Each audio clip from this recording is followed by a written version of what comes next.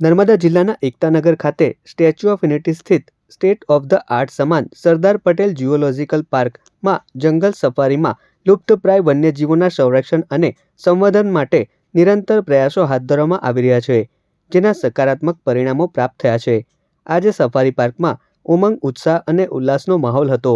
અવસર હતો માદા ગેંડા ઇલેક્શનના જન્મદિવસનો. માનવ જીવનમાં જન્મદિવસની ઉજવણી તો સામાન્ય છે, પરંતુ એકતાનગર સ્થિત જંગલ સફારીમાં પણ પ્રત્યેક પ્રાણી પક્ષીનો જન્મદિવસ ઉજવવામાં આવે છે. અહીંયા પ્રત્યેક વન્યજીવને પારિવારિક સભ્ય ગણવામાં આવે છે. જંગલ સફારીના મહત્વપૂર્ણ સભ્ય માદા ગેંડા ઇલેક્શનનો 17મો જન્મદિવસ હતો.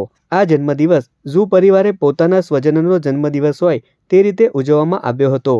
આ આયોજન માત્ર એક જન્મદિવસના ઉત્સવનું નહીં, પરંતુ સ્ટેચ્યુ ઓફ યુનિટી સત્તામંડળ દ્વારા કરવામાં આવતા વન્યજીવ સંરક્ષણના અદ્ભુત સફળતાની કહાની સમાન હતું. જન્મદિવસના અવસરે કર્મયોગીઓ દ્વારા ગેંડાના આવાસને વિશેષ રૂપથી શણગારવામાં આવ્યું હતું. જન્મદિવસની ખાસ ફળફળાદી કેક, ઇલેક્શન અને નાના બચ્ચા ખુશીને આપવામાં આવી હતી.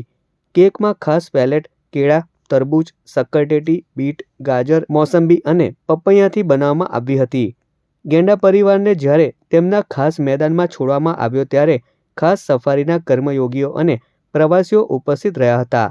જ્યારે ઇલેક્શન અને ખુશી આ ખાસ ફળફળાદી કેક પાસે પહોંચ્યા ત્યારે ઉપસ્થિત તમામે હેપી બર્થડે ગીત લલકાર્યું હતું.